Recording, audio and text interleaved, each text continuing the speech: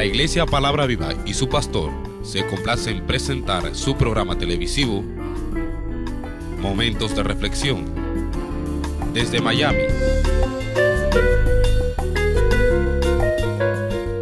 Y ahora con ustedes, el pastor Jesús Martínez. De repente, si alguien nos coloca o coloca ante nosotros un espejo, existe la posibilidad de que podamos ver si hay mancha en la camisa, en los pantalones, blusa, falda. Y de igual manera, si alguien nos muestra el ejemplo de la palabra de Dios, posiblemente podamos ver que tenemos que hacer algunas correcciones en nuestra manera de pensar y en lo que llevamos en el hombre interior.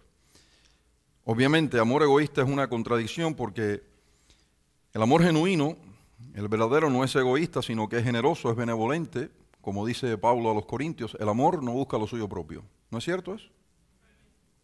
Así que intencionalmente coloqué esta contradicción para ver si podemos echarle un vistazo a dos o tres cosas que hacemos que posiblemente hablen de lo que hay en el corazón y luego pues hacer la corrección. Debo comenzar aclarando que no hay pecado, no se comete error cuando uno busca lo propio, lo de uno.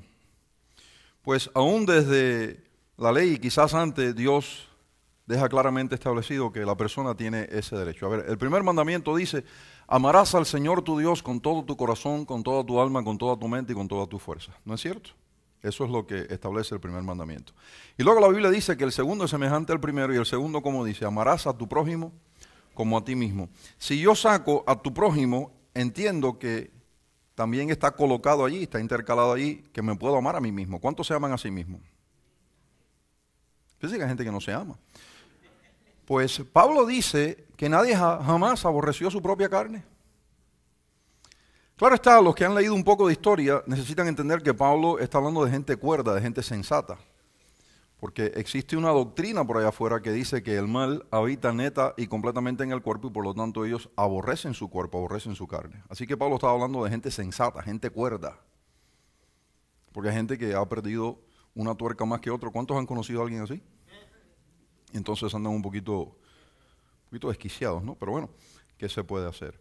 Así que amarás a tu prójimo como a ti mismo. Amarás a tu prójimo como a sí mismo. No hay problema alguno con amarse a sí mismo siempre y cuando haya simetría, esté en concierto el amor propio con el amor al prójimo. ¿Cuántos creen que han encontrado ya ese equilibrio, ese balance? Déjenme ver su mano. ¿Cuántos lo están buscando? La mayoría está buscando.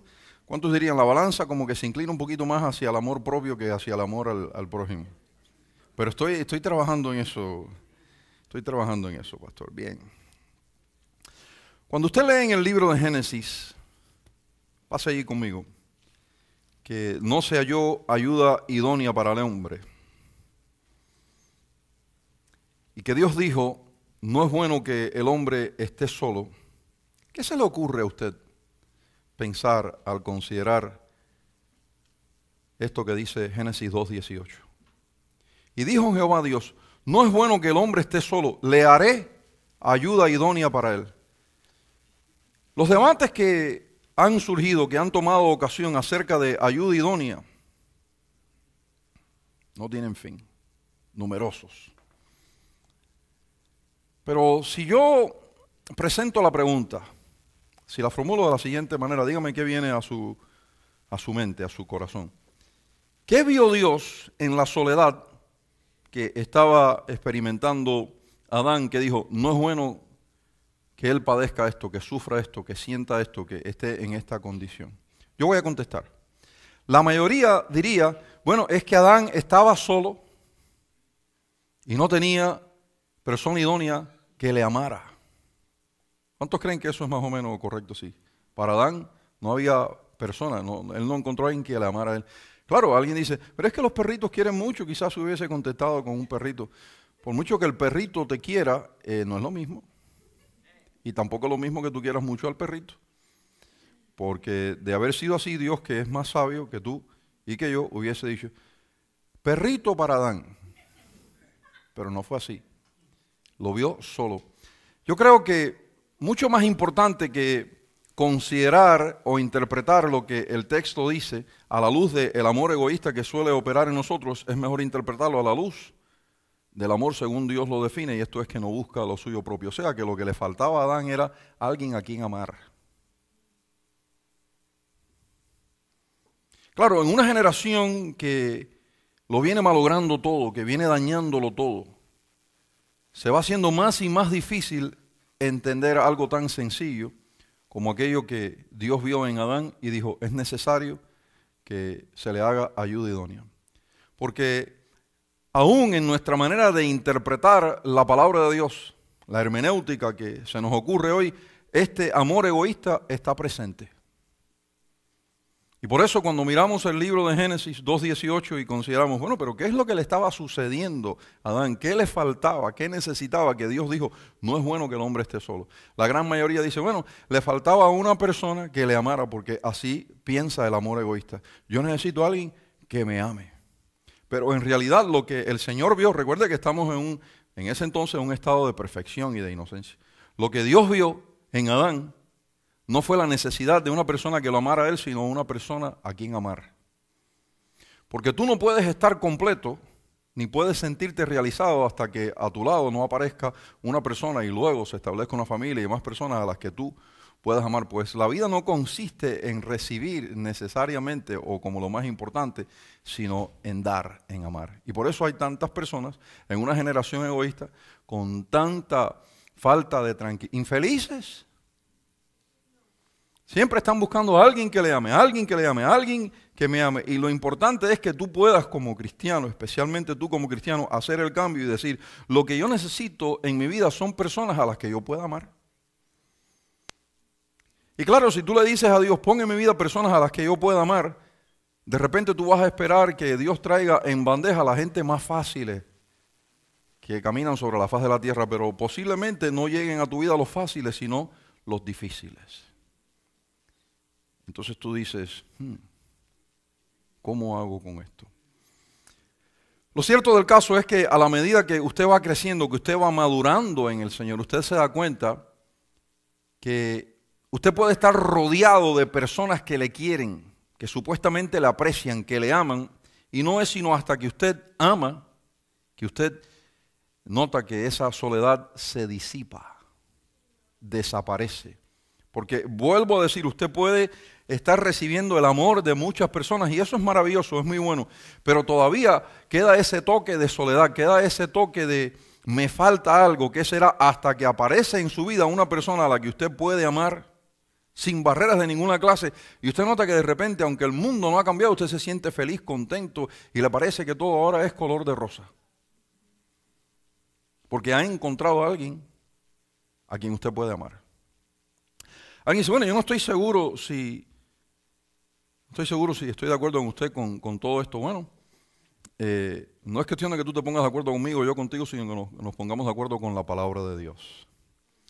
Escuché a un autor conferencista muy destacado hacer comentarios acerca de Efesios capítulo número 1, versículo número 4, y explicaba él allí que la palabra escoger, según se presenta desde el punto de vista de Dios, está hablando de que Dios lo hizo por sí y para sí. Que Dios lo hizo por sí y para sí. Según nos escogió en Él antes de la fundación del mundo. Y habla de cómo en el griego está en la voz media. Si estuviese en una voz pasiva está hablando de solo recibir. En una voz activa está hablando de hacer. Pero como está en voz media dice que Dios lo hizo sin ayuda a nadie. Él lo hizo por sí y para sí. Y claro, cuando estaba trayendo su disertación, en realidad lo que está haciendo es defendiendo calvinismo. Y de todos los puntos que Juan Calvino presentó, el más ofensivo, a mi parecer, es esto de expiación limitada. ¿Cuántos han escuchado algo acerca de expiación limitada? Expiación limitada significa que Jesucristo no murió por todos, sino solo por los escogidos, solo por los electos. Uno de los grandes predicadores de nuestra generación, destacado, conocido y defensor, porque defiende calvinismo hasta lo último, John MacArthur, dice que cuando la Escritura dice, de tal manera amó Dios al mundo, en realidad no está hablando de la totalidad de la humanidad, sino el mundo de los electos. Traigo esto a la escena porque en nuestra hermenéutica, en nuestra teología, se mete, entra, participa este amor egoísta. Porque fíjese que de la manera que un calvinista tras otro le presenta el caso, nos llevan a creer que el hombre está muerto en su delito y su pecado, y de hecho eso es lo que dice la Biblia. Pero entonces casi todos usan la ilustración de uno acercarse a una funeraria y hablarle a un muerto y esperar pacientemente a ver si el muerto responde. La respuesta es que no va a responder porque está muerto. Entonces dice, asimismo nosotros somos incapaces de responder al llamamiento de Dios a salvación. Por lo tanto, Él nos tiene que resucitar primero y así ya nos preparó para creer y por lo tanto somos elegidos de antemano, escogidos, punto. Pero lo que no te explican es lo siguiente, que teniendo Dios el poder para resucitar a todos los humanos, para que todos entonces puedan creer, Él solo resucita a unos cuantos y por lo tanto es expiación limitada. De modo que cuando escuchan la totalidad de la presentación, esto es lo que tienes. Dios es el autor del pecado, porque es soberano. El hombre no tiene poder para crear el pecado. De modo que Dios crea el pecado, Adán nos encierra a todos en pecado, todos estamos muertos y delitos y en pecado. Él solo resucita a unos pocos, a los escogidos, a los que Él predestinó para esto. El resto los deja muertos y los hace responsables por responder ante Dios. Y todo esto, dicen ellos, así lo explican, lo hizo en amor. Pero por ejemplo, cuando yo miro hacia Gólgota y veo a Jesús ya, en esos últimos momentos veo a Jesús caminando hacia Gólgota, hacia el monte Calvario, yo veo que allí habían algunas mujeres llorando, lamentándose. ¿Han leído aquello? Y este Jesús que solo muere por unos pocos, que según Calvino no es por todo, es expiación limitada, hace una pausa en medio de su dolor, de su quebranto, porque créame, estaba padeciendo muchísimo, estaba sufriendo muchísimo. Es más, cuando usted lee esto de las mujeres hacían lamento por él, por cuanto lo sentenció Roma, se le permitía entonces a las mujeres judías estar cerca del condenado a cruz, y aplicarle unas vendas, aplicarle unas gasas, un bálsamo para aliviar un tanto el dolor, el quebranto del condenado. De el Sanedrín haberle condenado, no podían aparecerse las mujeres y endechar y orar, porque entonces significaría que estaban levantándose en oposición a lo que el Sanedrín había dictado. Fíjese la dureza que entra en el pueblo escogido versus en medio de la dureza que ya sabemos que existió de Roma, extenderle alguna clemencia para que los familiares y las amistades puedan condolerse y puedan asistir. Fíjese usted. Así que a estas mujeres que vienen llorando, que vienen quebrantadas, quizás algunas de corazón, otras posiblemente como parte de su oficio, porque también existía aquello en Israel, mujeres que salían a endechar y a llorar. Pero en medio de todo esto Jesús, en pleno quebranto, en pleno sufrimiento, le dice a estas mujeres, mujeres de Jerusalén, no lloren por mí. Antes bien, lloren por vosotras y por vuestros hijos. Y al punto que le quiero llevar es que este Jesús en ningún momento practicó el amor egoísta, el amor que solo está pensando en dos o tres, sino que siempre está pensando en el prójimo, en el semejante, en lo que Él hizo.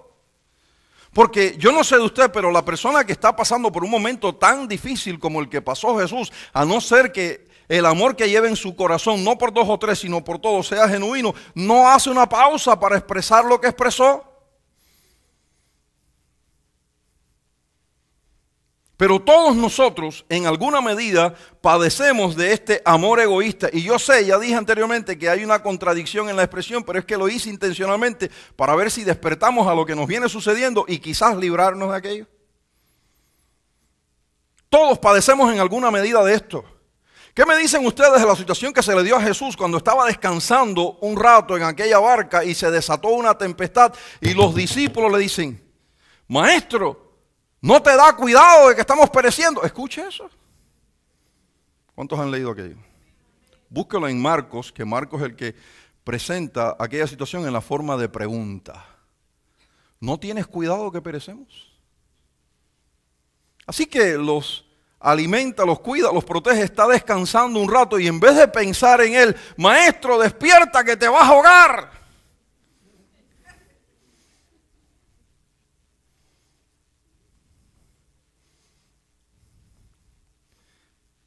¿No tienes cuidado de nosotros? Esto próximo que voy a decir, y yo espero que nadie se ofenda conmigo, porque pues lo digo con respeto, lo digo con cariño, ¿no?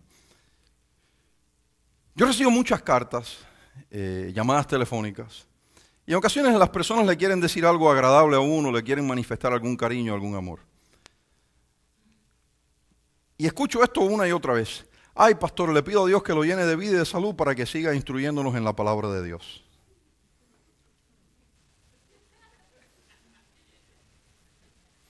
Entonces pues yo le digo, muchas gracias.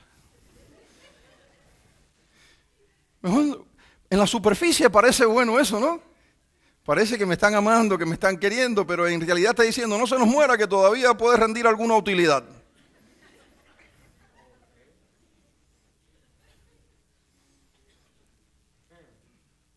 Si alguien de vez en cuando llamara o me escribiera y me dijera, pastor, le pido a Dios que le dé vida y salud para que disfrute más años con su esposa y sus hijos y sus nietos, no se nos muera, que necesitamos un poco de instrucción todavía. Claro está que la persona cuando pronuncia aquello no se da cuenta de lo que está diciendo. Cuando lo escribe no se da cuenta de lo que está diciendo, pero es que de la abundancia del corazón habla la boca y escribe el lápiz. ¿Cuántos han recibido un cariñito así? Hágame así si usted ha recibido un cariñito así. Ay, tío, que no te me vayas a morir, que necesito que me sigas mandando el dinero.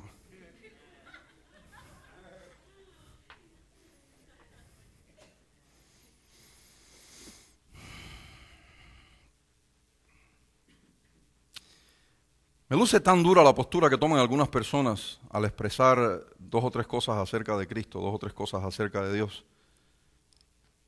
Y me pregunto si en alguna medida se ha cauterizado su conciencia. Este Dios de los calvinistas, teniendo el poder para despertarle el corazón a todos, para que todos puedan creer, escoge no hacerlo, aunque los responsabiliza por responder al llamamiento de Dios, sabiendo él que si él no les despierta el corazón, según ellos, no pueden responder al llamamiento de Dios. Un Dios egoísta que está pensando en sí. Pero busquen Juan capítulo número 10, versículo número 29, y usted va a encontrar que lo de Dios es dar, y dar, y dar, y dar.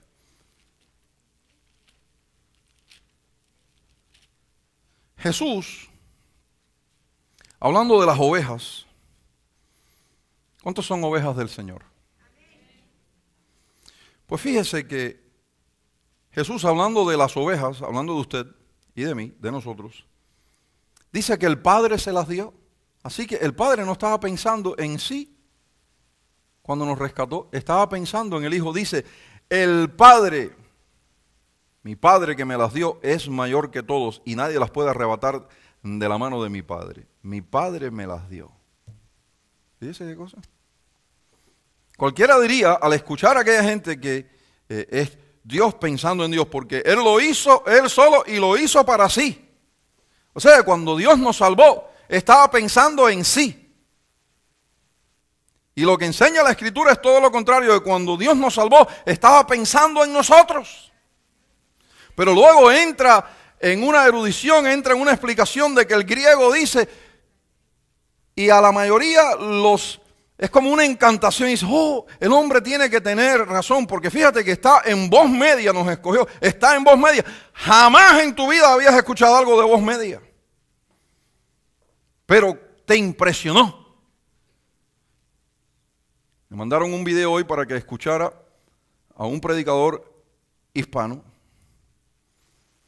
de Sudamérica, es su nacionalidad, para que escuchara yo dos o tres cosas acerca del diezmo. Y en los primeros 30 minutos no había tocado todavía el tema del diezmo. Y yo no sé cuántas veces hizo alarde de que es judío y de la tribu de Leví. Y un momento que lo apagué. Una jactancia, porque yo soy judío, yo soy de la tribu de Leví. Yo soy judío, soy de la tribu de Leví. Claro, lo tiene muy tapadito allí, lo esconde, ¿no? Pero salió tantas veces que yo dije, estoy cansado de oír que nombre es judío y que es de la tribu de Leví. Como que esa gente no peca, que tiene algo especial. Cualquier persona que humilla su corazón ante Dios puede entender la Escritura tanto o mejor que un judío y un levita. Como que Dios jamás tuvo cosa difícil o dura que decir acerca de los levitas. Pero tiran aquello para que de repente usted se impresione y diga, debe saber lo que está hablando. Tiene que saber mucho más que yo, porque en un momento dado le tiran aquello tantas veces, voz media de Leví, judío, que usted dice, yo soy un imbécil, deja ver qué dice y por ahí me voy. Cuando el texto le habla con claridad a usted. El texto le habla con claridad a usted. Y las versiones que tenemos, aunque quizás no son perfectas, el mensaje del Evangelio llega a la mente y al corazón con toda claridad. Y de todas las cosas que usted puede encontrar en la Biblia, seguro estoy que esto de Dios ser egoísta no es una de ellas. Esto de Dios no pensar en todos o pensar en sí solamente cuando nos estaba rescatando, eso no proviene de Dios, porque usted dice, cuando leo Juan 3:16, de tal manera Dios se amó a sí mismo. Eso no es lo que usted lee. De tal manera amó Dios al mundo. Claro, ahí entra John MacArthur y dice, el mundo de los electos. ¿Cuántos de ustedes que se encuentran aquí en esta noche están casados? ¿Cuántos de ustedes tienen más de 2 o 3 hijos? Dígame si la mente madura, el corazón maduro, no aprende a amar a todos los hijos por igual.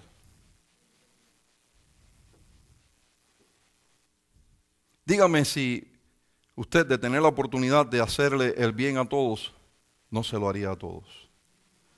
De tener la oportunidad, el poder, los medios, el alcance para hacerle el bien a sus 2, 3, 4, 5, 6, 7, 8, 9, 10 hijos. Dígame si no se lo haría a todos. Y usted sabe que dentro de los 6, 7, 8, 9, 10 que usted pueda tener, no todos le tratan con el mismo esmero y con el mismo cariño. Es más, a algunos les importa poco su vida. Pero es que no está basado en lo que ellos sientan por usted, sino en lo que usted siente por ellos. Y si nosotros, siendo malos, entonces ¿cómo permitimos que se digan estas cosas de Dios? Que teniendo el poder para despertar el corazón de todos, de modo que por lo menos puedan responder sí o no a un llamamiento a salvación y vida eterna, le creamos a estos hombres. Porque si en voz media dice que los hizo por sí y para sí. Lo hizo por sí y para sí. Cuando la Biblia está llena de evidencia de que todo esto que Dios ha hecho, lo ha hecho por amor a una humanidad que, si Dios no interviene, está hundida. Yo no reparo jamás en esto del nacimiento del sol y su puesta. Lo doy por asentado de que va a ser así. Y la Biblia dice que esto sucede diariamente porque Dios es bueno. ¿Se fijó? Así que comenzamos a considerar estas cosas que decimos, que hacemos, nuestro proceder. Y debemos preguntarnos, bueno, pero ¿es amor genuino o es un amor egoísta lo que está funcionando en mí? Dije y vuelvo a decir que no hay error en buscar lo de uno, lo propio. Pero el error se comete cuando el amor propio no funciona en simetría con el amor al prójimo. Por ejemplo, estos son simples ejemplos. Llega una persona a la iglesia, empieza a disfrutar el ministerio, tiene 2 o 3 niños, lo lleva a guardería infantil y dice, qué pobre el ministerio de guardería infantil de la iglesia. Y ya. De tener una mejor mentalidad, un corazón un poquito desarrollado diría, aquí hay necesidad en la guardería infantil, déjame yo trabajar para que esta necesidad desaparezca. Pero no, es que me cuiden a mis niños, que me cuiden a mis nietos, que me cuiden a mis sobrinos, sobre todo al especial de los 5 a porcelana, porque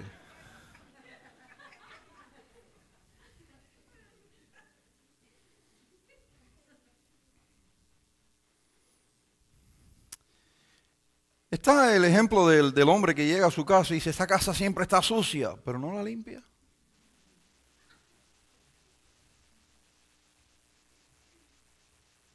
La comida está fría, prepáratela tú. Siempre quejándose, pero no obra la diferencia. Claro está, al escuchar los dos ejemplos que he dado, y son solo ejemplos, para que usted vea cómo somos, las damas dicen en su corazón, me voy a guardar el ejemplo ese de el marido que llega a la casa y dice la comida está fría y la casa está sucia. Ese es el que se guardan porque le conviene, pero se le olvida de la guardería infantil.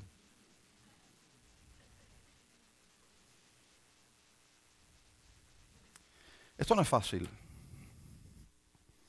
Esa transición, ese cambio de pensamiento, esa madurez de corazón que busca ese balance, ese equilibrio, esa simetría entre sí, el amor propio y el amor al prójimo, no es fácil, pero se debe buscar y se debe lograr. Y dije, y vuelvo a decir, y con esto concluyo, pobre de la persona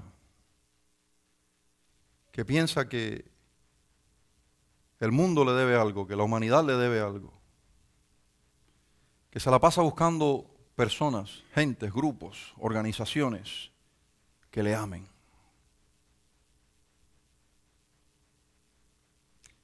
Siempre será un desdichado, un infeliz. No conocerá verdadera tranquilidad, gozo, paz. Porque cuando Dios miró hacia el hombre, habiéndolo hecho a su imagen y conforme a su semejanza, lo último que uno hubiese esperado de aquello es que Dios dijera, no es bueno que el hombre esté solo.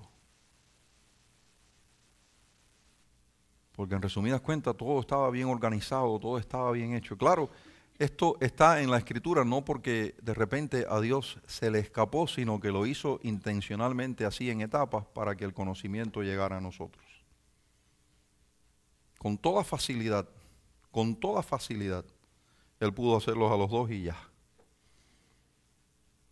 No como se le ocurrió a una mujer por ahí que está demente que dice que es que el hombre venía preñado. Me mandan todas las tonteras esas los hermanos. Y yo de tonto las abro y... Lo que pasa es que debo de admitir, disculpe el paréntesis, que entretiene un rato, ¿no? Me hace reír porque las locuras que se dicen son... El otro día escuché a uno de los locos de acá, porque la Florida se ha convertido como en un manicomio. Y le decía a la congregación que todos los que nacen de nuevo tienen un ADN nuevo. ¿Cuántos aquí han nacido de nuevo? El ADN suyo es nuevo. Luego este loco, porque lo otro que me queda por llamarle, ¿no? Si no está loco es sinvergüenza, ignorante. Es el mismo que predica que necesitamos intervención a manera de liberación de posesión demoníaca, de maldiciones generacionales. Si yo estoy sentado en esa congregación, yo le digo, venga acá, apóstol. Si yo tengo un ADN nuevo, ¿por qué necesito yo entonces? ¿Sabrá él dónde opera el ADN que es del físico?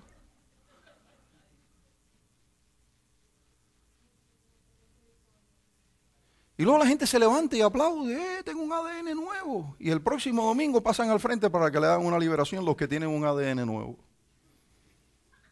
Por cuanto usted no tiene un ADN nuevo, usted está en desgaste, usted se enferma y le pasan las cosas. ¿Qué le pasan? ¿Cuántos aquí han nacido de nuevo?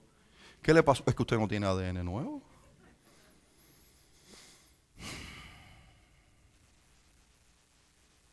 Es que no tiene sentido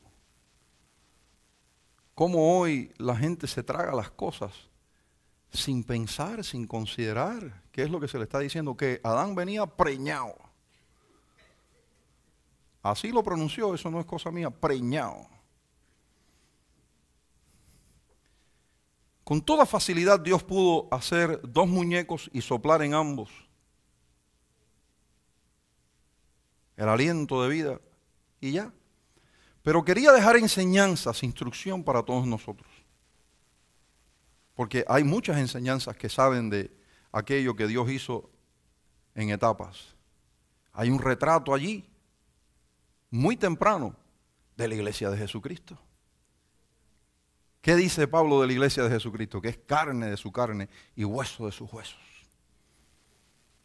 Hay un retrato allí del matrimonio, de la multiplicación. Dios pudo con toda facilidad hacer 2 muñecos de tierra y soplar en ambos aliento de vida y decir, ya, hecho está, pero no lo hizo así. De modo que al hacer al hombre, y lo hizo perfecto, y luego decir, no es bueno que el hombre esté solo, ¿qué observó Dios? ¿Qué intentó decirnos el Altísimo desde ese momento? Que el hombre, por encima de necesitar a alguien que le ame, necesita a alguien a quien amar.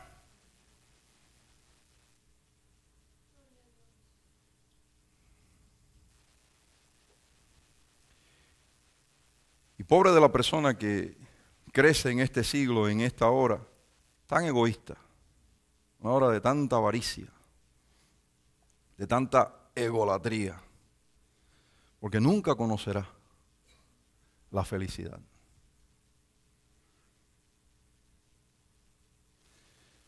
Porque en Adán vemos que lo que el hombre necesita por encima de todas las cosas es a quien amar. Quiero hacerle una pregunta a la gente aquí que siempre fue good looking y que el sexo opuesto le rendía plebiscito. ¿Usted que cabe dentro de la descripción aportada? ¿Cuántos recuerdan tener, en el caso de las damas, un chico que casi que la hostigaba? Yo te voy a hacer feliz, cásate conmigo, yo soy el hombre de tu sueño, yo soy tu príncipe. ¿Cuántas de las hermanas recuerdan tener a alguien así? Por favor, hermano, le di crédito de belleza, de... No, es que la humildad no me deja levantar la mano, pastor. Yo fui tan linda que... Bueno, vamos a tratar con los hombres. ¿Cuántos de los hombres recuerdan allá en alguna parte de su vida que una chica más que otra le rendía homenaje y quería estar con usted? A ver, los caballeros, fíjese, yo sabía que los hombres iban a responder. El galán me llamaban a mí.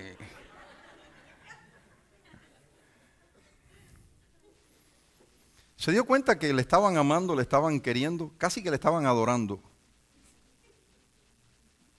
¿Y usted no le paró bola a aquello?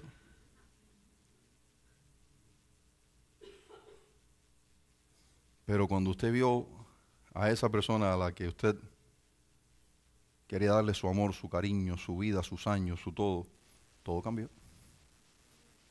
Hasta poeta se hizo. Porque si bien es cierto que se disfruta el ser amado, el ser querido, se disfruta pero muchísimo más amar. Y realización no viene porque 10, 15, 20, 100, 1000 personas le amen a uno. ¿Usted sabe cuánta adoración logra en ocasiones un músico, un artista, un político? Y luego amanecen muertos con sobredosis de heroína. Muertos en su soledad. El pinchazo en la vena habla a gritos de la soledad que vivía. Porque no se vive, no se puede ser un hombre completo, una mujer completa, hasta que no se encuentra, se busca y se encuentra a esa persona a la que tú le vas a dar todo. Pero fíjese qué generación esta, que ahora, aún en el matrimonio, eso casi que se imposibilita, porque tenemos arreglos nupciales. Yo te quiero mucho, pero los dólares no me los vas a tocar. Sí, pastor, pero es que hay mucha gente buitre afuera que me quiere quitar los dólares.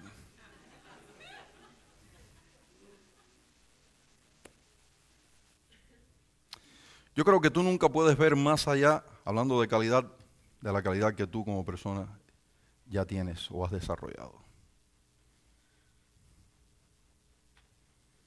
Y si se te hace difícil encontrar calidad es porque quizás tú necesitas desarrollarte hasta ser calidad. Porque el que crece y madura y se esmera, se desarrolla, crece hasta llegar a ser calidad o tener calidad, haya calidad.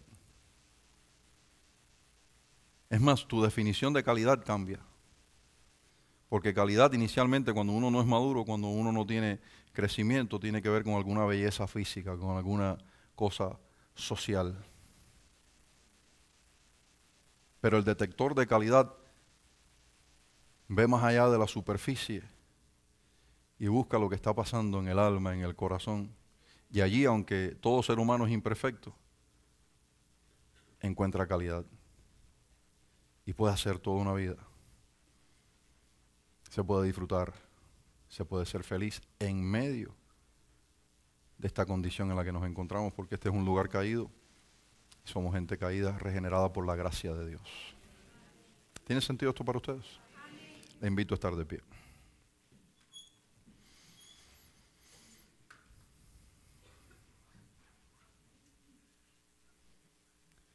Señor y buen Padre, nos acercamos a ti en esta hora implorando de ti favor y gracia para comprender estas cosas. Resulta ser, Señor, y tú bien lo sabes, que traemos alguna definición, alguna manera de pensar, de razonar, y luego le aplicamos esta nuestra manera de pensar y razonar al texto santo y sagrado. Y lo hacemos decir lo que nos parece. Yo te pido que primeramente tengamos un dibujo claro en nuestra mente y en nuestro corazón acerca de Dios. Jesucristo no murió por 2 o 3, sino por la totalidad de la humanidad. La cruz del Calvario abarca tanto que regresa a Adán y se extiende hasta el último. Que la gracia de Dios impacte su corazón y lo regenere. Te pido que tengamos una imagen clara acerca de Dios en nuestra mente y en nuestro corazón. Y te pido más, Dios, que según tú nos transformas y nos cambias, que podamos mirar atentamente lo que pensamos, lo que hablamos, lo que hacemos, porque en ocasiones llegamos a creer que estamos caminando en amor y resulta ser que sigue siendo una avaricia, sigue siendo un egoísmo camuflado, Dios. Ayúdanos a entender que mejor es amar, mejor es dar. Es el camino de excelencia, es el camino de vida, es lo que Jesús vino a enseñarnos. Te lo pedimos en el nombre de Jesucristo, Señor nuestro. Amén y amén. ¿Cuántos dicen amén? Vamos a recibir las ofrendas de la noche, vamos. Este ha sido su programa televisivo Momentos de Reflexión. Si deseas comunicarte con nosotros, escríbenos al 3175 Southwest 25 Calle, Miami, Florida 33133 o en el internet a www.palabraviva.org.